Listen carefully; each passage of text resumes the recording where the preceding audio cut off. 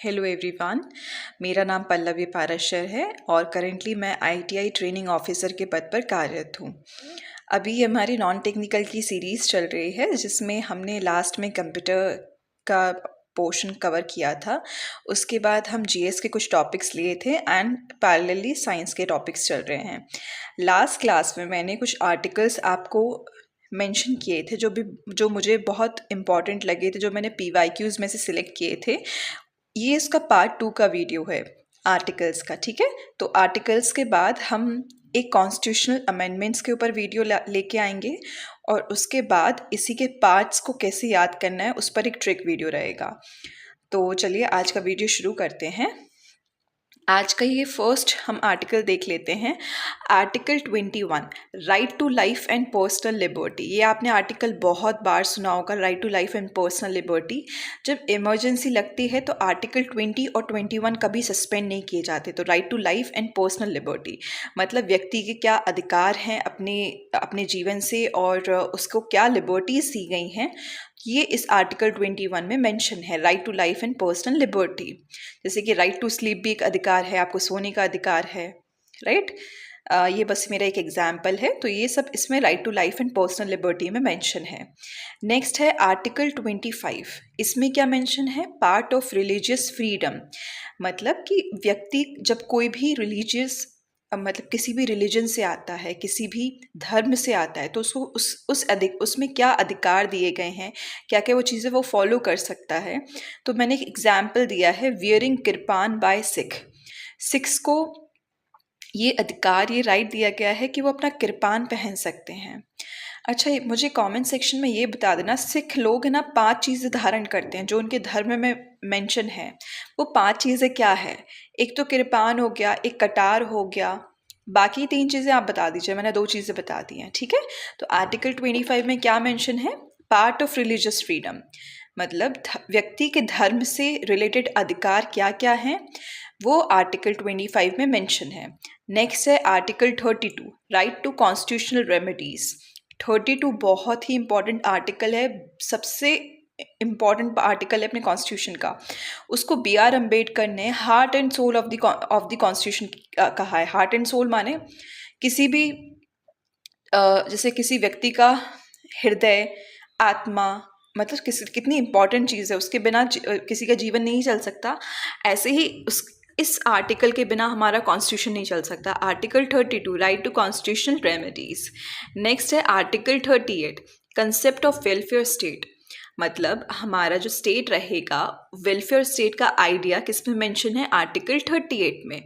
Welfare state मतलब जो लोगों के लिए, लोगों के हित में काम करेगा, लोगों के लिए ऐसी चीज़ें लेके आएगा, ऐसे कानून, ऐसे लॉज लेके आएगा जो लोगों को उनकी लाइफ को ईजी बनाएंगे, उनको प्रॉब्लम से दूर करेंगे, उनके प्रॉब्लम्स को रेक्टिफाई करेंगे। ये आर्टिकल 38 में मेंशन है।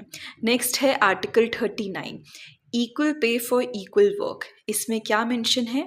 जैसे अभी हम जेंडर इक्वालिटी की बात करते हैं, मेल एंड फीमेल, अगर वही काम मेल कर रहा है, वही काम फीमेल कर रही है, तो फीमेल को ज़्यादा पेमेंट, ज़्यादा वेजेस नहीं दिया जाता है। मेल को हमेशा डोमिनेंट कैटेगरी में रखा जाता है। तो 39 में क्या बात की गई है कि अगर काम सिमिलर है तो दोनों को पेमेंट भी सिमिलर देना चाहिए।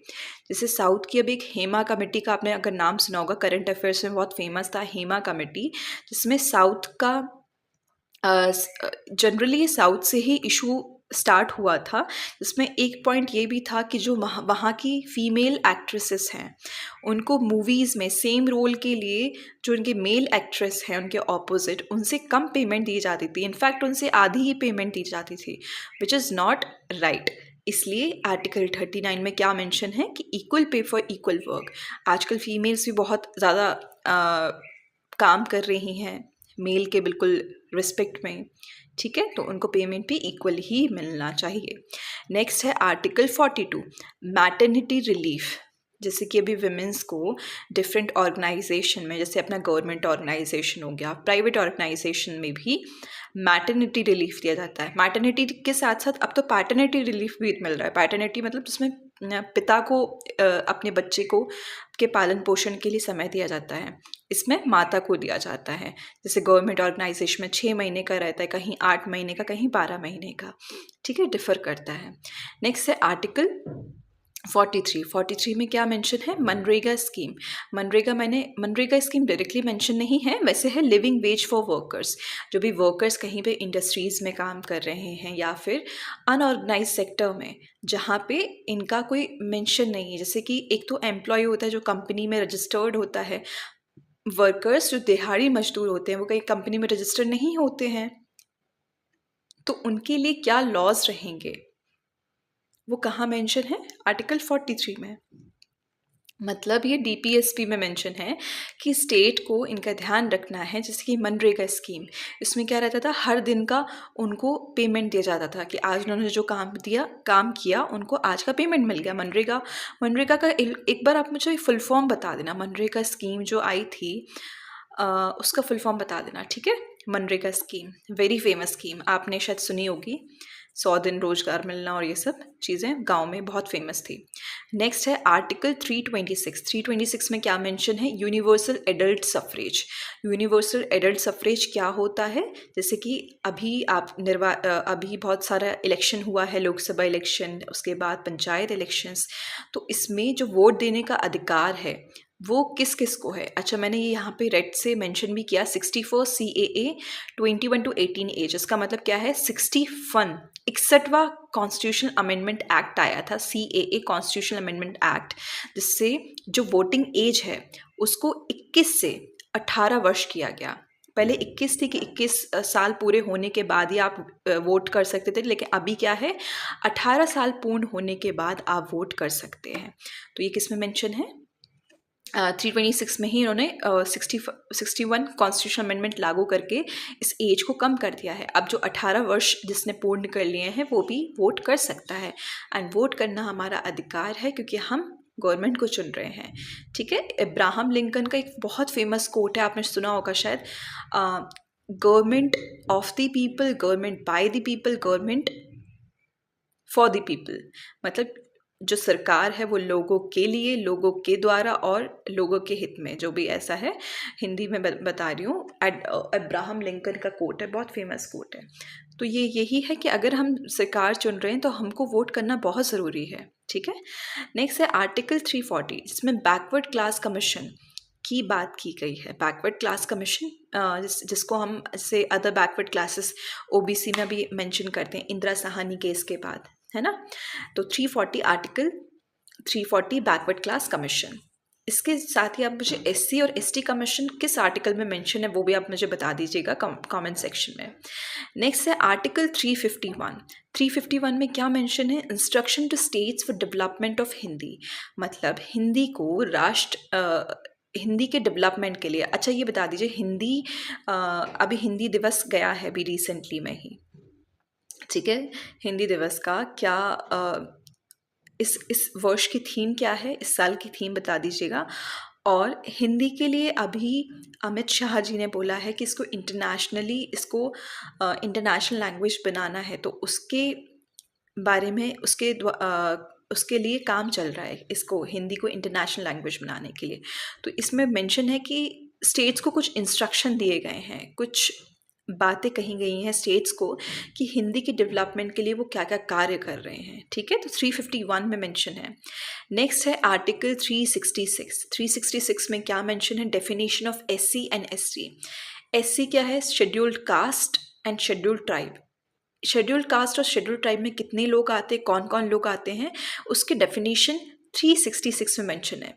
मतलब SC और ST में किन समुदाय के लोग आएंगे, कौन कास्टेस वाले लोग आएंगे, किसको इसमें इंक्लूड करना है, किसको इससे हटाना है, वो कहाँ पे मेंशन है? आर्टिकल 366 में, ठीक है।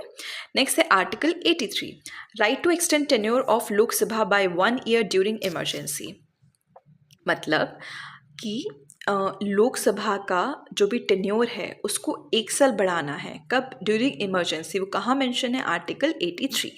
आर्टिकल 83 में ही मेंशन है। नेक्स्ट है आर्टिकल 93। 93 में क्या मेंशन है? 83 के बाद 93, speaker and deputy speaker in Lok Sabha. मतलब लोकसभा राज्यसभा की बात करते हैं, निम्न सदन उच्च सदन। तो लोकसभा में क्या होता है? Speaker and deputy speaker. और राज्यसभा में क्या होता है? Chairman and vice chairman. जो राज्यसभा का चेयरमैन होता है वो वाइस प्रेसिडेंट ही होता है एक्स ऑफिशियो, लेकिन स्पीकर और डिप्टी स्पीकर को हम चुनते हैं, ठीक है, हाउस में से, सदन में से। तो वो कहाँ मेंशन है? आर्टिकल 93 में। अब मुझे एक और मेरा क्वेश्चन है कि अभी प्रेजेंट में लोकसभा के स्पीकर और डिप्टी स्पीकर कौन है, उनका मुझे नाम बता दीजिएगा। नेक्स्ट है आर्टिकल 111। 111 में क्या मेंशन है कि president exercises veto power. Veto power क्या होता है? जब भी कोई बिल आता है, अब प्रेसिडेंट का मन नहीं है कि उसको वो साइन करे, मतलब उसको वो अप्रूव करे, और उसका मन ये भी नहीं है कि उसको वो वापस कर दे सदन को, तो वो क्या करता है? वो रख लेता है उसको, कि वीटो कर लेता है, ठीक है, ना ही उस पर कुछ एक्शन ले रहा है, बस लटका के रख रहा है, ठीक है। तो और वीटो पावर कितने टाइप्स की होती है? 3 टाइप्स की होती है वीटो पावर। अब मुझे ये बता देना कि प्रेसिडेंट, अपनी जो इंडियन प्रेसिडेंट है, वो कितने टाइप की वीटो पावर एक्सरसाइज करते हैं, मतलब कितना अलाउ है उनको वीटो पावर।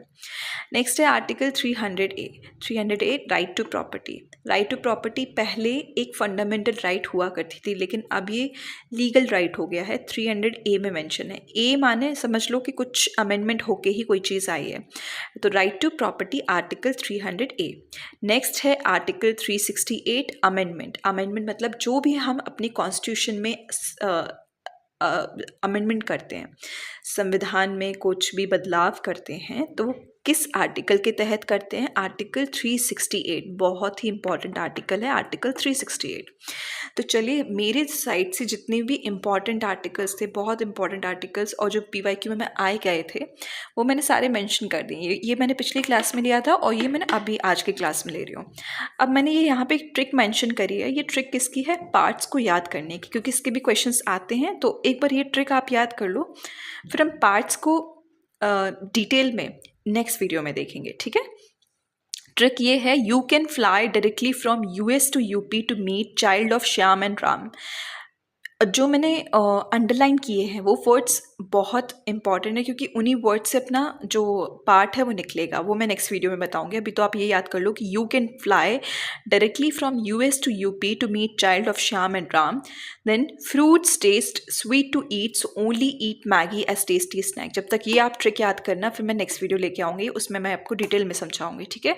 इस ट्रिक को 2-3 बार बोलोगे, बहुत अच्छे से याद हो जाएगा। कोई ज़्यादा प्रॉब्लमेटिक नहीं है, बहुत अच्छे से याद हो जाएगा।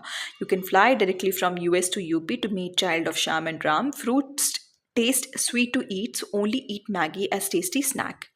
You can fly directly from US to UP, मतलब आप डायरेक्टली फ्लाई कर सकते हैं US से UP तक अपने श्याम और राम के बच्चे से मिलने के लिए। एंड ये भी कुछ, मतलब इसका कोई मतलब नहीं, just you have to remember this, याद कर लीजिए। You can fly directly from US to UP to meet child of Shyam and Ram. मैं आपके साथ खुद 2-3 बार रिपीट कर रही हूँ, मुझे तो ऐसे याद था ही, तो ये आपको याद हो जाएगा। एंड देन हम इसके पार्ट्स डिस्कस करेंगे, ठीक है।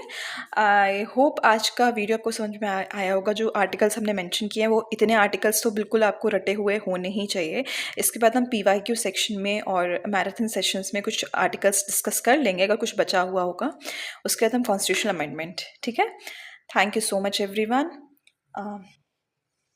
कुछ भी हो तो आप लोग कमेंट्स में बता दीजिएगा, ओके। Thank you again.